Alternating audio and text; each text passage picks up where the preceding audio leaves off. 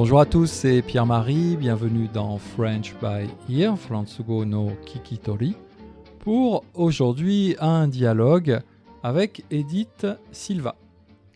Alors, qui est Edith Silva? C'est une personne que j'ai rencontrée grâce à une amie. Et donc, Edith a réalisé le nouveau logo de mon podcast. Elle est donc graphiste, mais elle a beaucoup d'activités de création, beaucoup d'activités artistiques, et donc elle se définit au sens plus large comme une créatrice.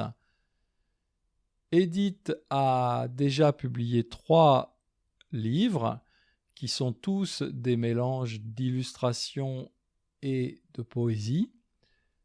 Le premier de ces livres, c'est un carnet de voyage au Japon qui est paru il y a 5 ans.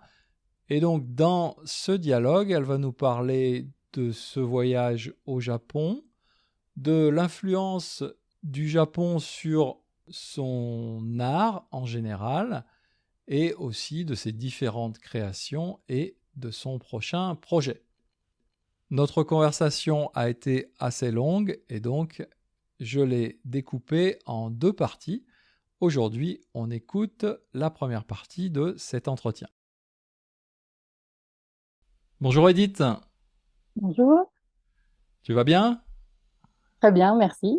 Ok, merci, c'est moi qui te remercie de prendre un peu de temps pour parler dans mon podcast, faire cet entretien, ce dialogue. Avant de, avant de le faire, bien sûr, et pour préparer l'entretien, j'ai regardé assez attentivement ton site internet et je me suis aperçu que tu avais un nombre d'activités très important. Est-ce que tu serais capable de d'écrire ton métier en un mot? Hmm, Peut-être émotion. Émotion. D'accord. Ok. Parce que je pensais euh, sur les anciens passeports, on mettait son âge, sa taille, machin, et sa profession en un mot. Oui, Et je me disais, tiens, comment résumer toutes les choses que tu fais en un seul mot? Donc, émotion. Ok. ce serait bizarre sur un passeport. Ce serait bizarre, sur un passeport, c'est pas un métier. Est-ce que tu as une autre idée, peut-être un autre mot? Bah, c'est vrai que j'ai l'habitude de commencer par dire que je suis graphiste. Graphiste, ouais, d'accord. Voilà, graphiste, c'est ma formation originale. J'ai vraiment fait mes études dans ce domaine. Après, ce qui résume aujourd'hui toute la panel créative que j'ai, c'est le fait que il faut toujours que j'ai une feuille blanche et un stylo dans la main. D'accord. Voilà. Et qu'après, j'aime raconter des choses. Et le graphisme, c'est raconter en images, en forme. Mais il y a toujours l'idée d'un récit. D'accord. Voilà. Est-ce que tu te définirais comme une artiste? C'est vrai que je l'utilise pas souvent. J'ose pas trop. Ça me paraît, c'est vrai que je vois plutôt des personnes qui ont fait qui se sont orientées dans des études de beaux-arts, dire qu'ils sont artistes. Souvent, je vais dire que je suis créative, une créatrice. Ouais, c'est vrai que maintenant, sur les réseaux sociaux, c'est un mot qu'on entend beaucoup, créatrice, ouais. Oui. Mm. Et artiste, il y a souvent une dimension un peu, comment dire, peut-être intellectuelle ou un peu trop large, peut-être, non? Oui, bah, après, ça m'intéresse aussi cette dimension un peu philosophique qu'on peut avoir, de mettre en forme des idées, des questionnements. Ça, c'est vraiment, ça m'intéresse. Mais c'est vrai que la partie graphiste, c'est aussi bah, répondre à une demande de quelqu'un. Des fois, je vais avoir des commandes. Donc, voilà, j'ai la partie créative où c'est mon art, on va dire. Mais il y a aussi la partie où je réponds à la demande de quelqu'un. Donc, c'est vrai que c'est plus de l'art. Là, c'est vraiment une commande. Alors, c'est ce qu'on a fait puisque tu as donc travaillé sur mon logo, c'était une commande, et c'est un type de travail particulier. Et d'un autre côté, tu as tout ce que tu fais, je dirais à titre personnel, peut-être donc des projets plus personnels, j'imagine. Oui. Alors, il se concrétise comment? Qu'est-ce que tu produis en fait comme création ou comme art? Alors, le support que je fais le plus, c'est des cartes. Voilà, des petites cartes à messages ou à poèmes, toujours illustrées. C'est toujours quelque chose, il va y avoir un dessin et un texte court. Donc ça, voilà, je vais avoir des cartes, j'ai des calendriers. Donc chaque année, ça fait quelques années que je fais un calendrier avec des haïkus illustrés, donc un haïku par mois. Mhm. J'ai aussi un calendrier perpétuel. Donc là, c'est un calendrier qu'on garde d'année en année pour écrire, par exemple, les anniversaires. D'accord, Voilà. Et donc là, toujours une illustration. Donc là, c'est des espèces menacées en France, donc des espèces végétales, animales. d'accord, Voilà. Je vais avoir des livres, des recueils. Voilà, ça a commencé comme ça d'ailleurs. Voilà, j'en ai trois. Le premier, c'est un recueil, un carnet de voyage d'un voyage au Japon.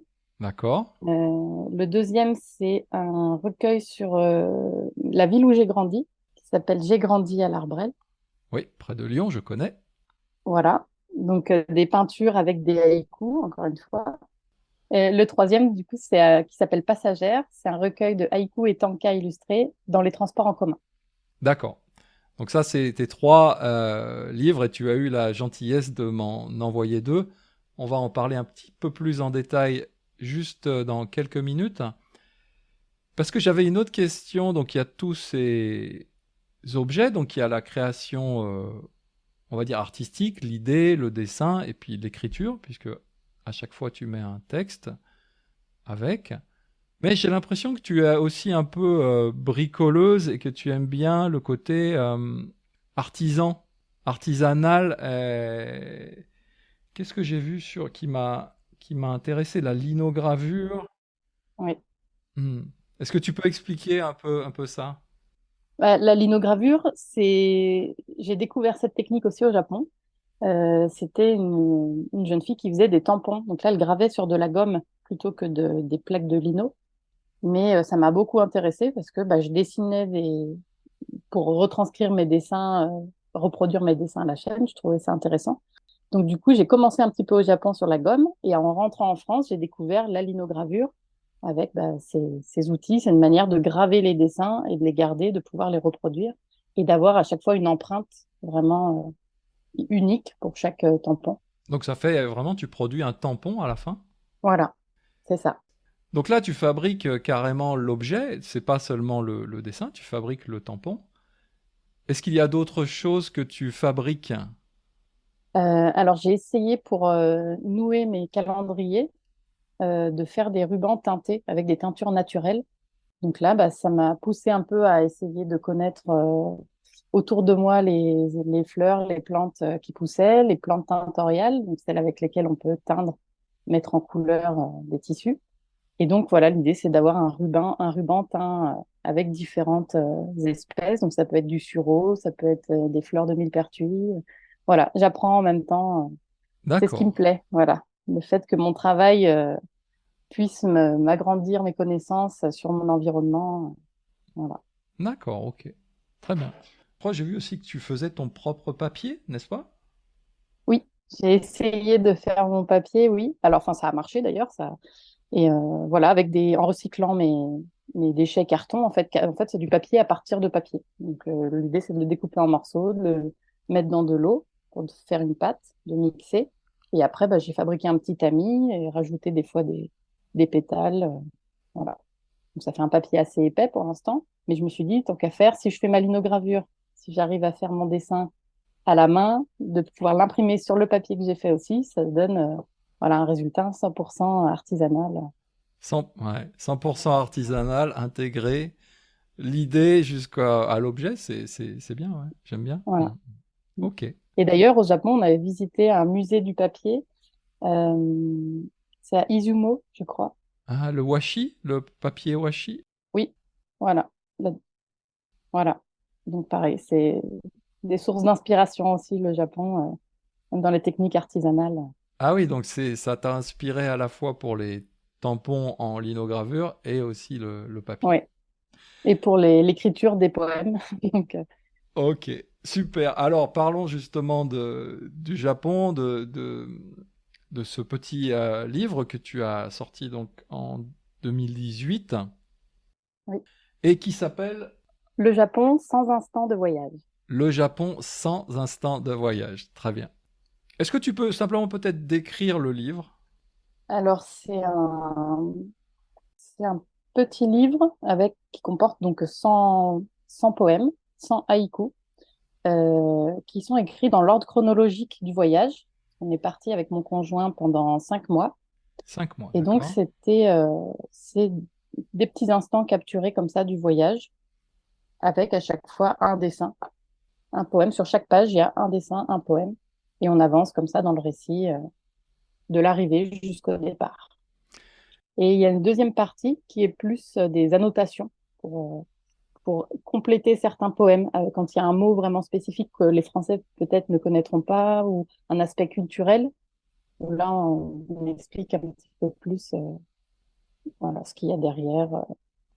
Ok, alors comment est-ce que ce projet est né? Parce que 5 mois au Japon, c'est quelque chose qui se prépare. Je pense que c'est quelque chose qui se décide un peu à l'avance. Quelle était votre idée de départ? Qu'est-ce que vous avez fait dans ce voyage? Alors, il s'est préparé, mais très tardivement, en fait, parce que à la base, on pensait partir au Canada. On avait fait les démarches pour avoir un visa pour rester au Canada pendant au moins 2 ans. Et finalement, quelques mois avant de partir, on s'est dit, non, en fait, si on va au Canada, on va rester travailler, on va essayer de se fixer. Alors que là, l'idée, c'était de partir, voyager, de bouger un petit peu. Et on avait visité le Japon 2 ans auparavant, pendant 2 semaines. Ça nous avait vraiment beaucoup euh, intrigués. Voilà, ces 2 semaines. Et on s'est dit non, on retourne au Japon. Donc, changement d'idée, on prend des visas pour le Japon et on était à 2 mois de partir au Japon. Donc, finalement, on avait une grande carte. On a décidé de certains endroits qu'on voulait visiter. Par exemple, la petite île de Yakushima, tout au sud. D'accord.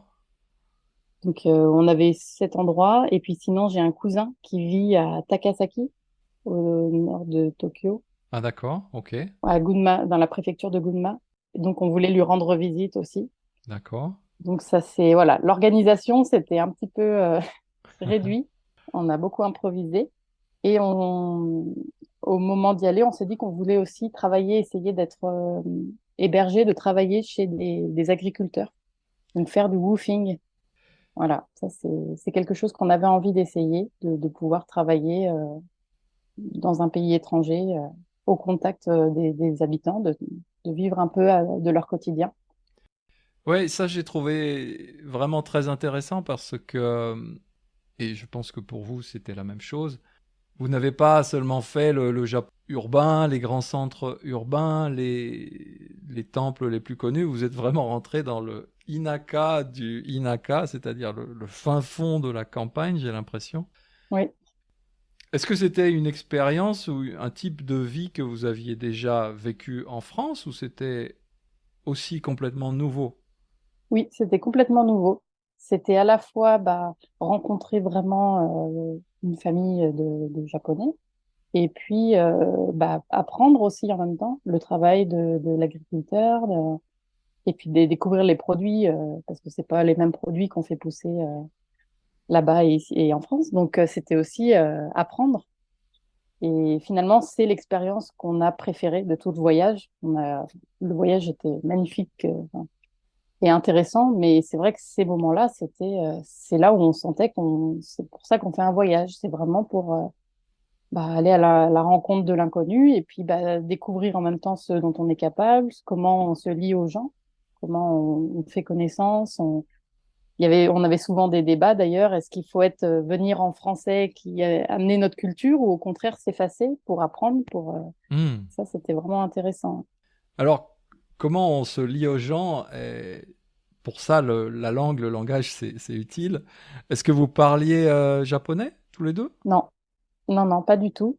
Alors, quand on avait recherché la famille d'agriculteurs, c'est sur un site internet.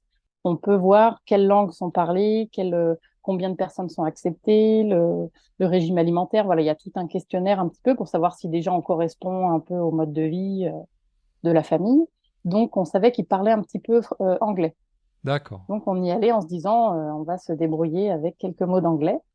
Et finalement, c'est là que les dessins de mon futur carnet de voyage se sont révélés très utiles parce que j'avais l'habitude de dessiner plein de petites scènes tout au long de notre voyage pour marquer un peu dans notre carnet des souvenirs juste pour mon conjoint et moi. Et finalement, bah, de pouvoir les montrer à la famille et plus tard à d'autres Japonais qu'on rencontrait, bah, ça créait une communication parce qu'ils reconnaissaient certains dessins des endroits qu'on avait pu voir ou des aliments que j'essayais de redessiner. Donc finalement, c'était un peu notre moyen de communication. Et puis c'était amusant parce que mes dessins, voilà, c'est toujours un petit peu caricaturé. Les expériences, les expressions sont vraiment accentuées. Donc voilà, quand il y avait des mésaventures, ça les faisait rire. Donc ça a commencé comme ça en fait le carnet. La communication par le dessin. Oui, bah c'est vrai que c'est la langue universelle un peu. C'est ça qui est intéressant. D'accord, donc ça a vraiment permis d'aider, peut-être aussi de débloquer un peu la communication au départ. Bah, je pense que c'était une manière, parce qu'on arrivait à communiquer en anglais, au moins avec bah, Hideki, l'agriculteur, parce que le reste de sa famille ne parlait pas anglais. Mais le dessin, il permettait de faire passer aussi des émotions, parce que c'est vrai que quand on parlait en anglais, on était surtout dans le vocabulaire un peu technique, un peu de se faire comprendre au minimum, alors que là, les dessins, c'était plus dans l'émotionnel, on comprenait un peu plus la personnalité, ou du coup, ça, c'est un peu plus profond que finalement les mots. Oui, parce que peut-être le reste de la communication, c'était plus une communication avec un objectif fonctionnel Oui, voilà, c'est ça, fonctionnel. pour le travail, Ouais. et là, c'était un peu Là, plus la personnalité, quoi. oui. Oui, le sens de l'humour aussi, parce que du coup, c'est vrai qu'on vivait des choses ensemble et après, ils voyaient comment je les mettais en dessin. Donc, ils comprenaient comment j'avais ressenti ce moment qu'on avait vécu ensemble ou comment je le retraduisais. Voilà, ils comprenaient comment j'avais perçu bah, certains travaux qu'on avait faits où j'étais fatiguée, où j'y arrivais pas, où on avait un moment, bah, ils faisaient des tsukemono.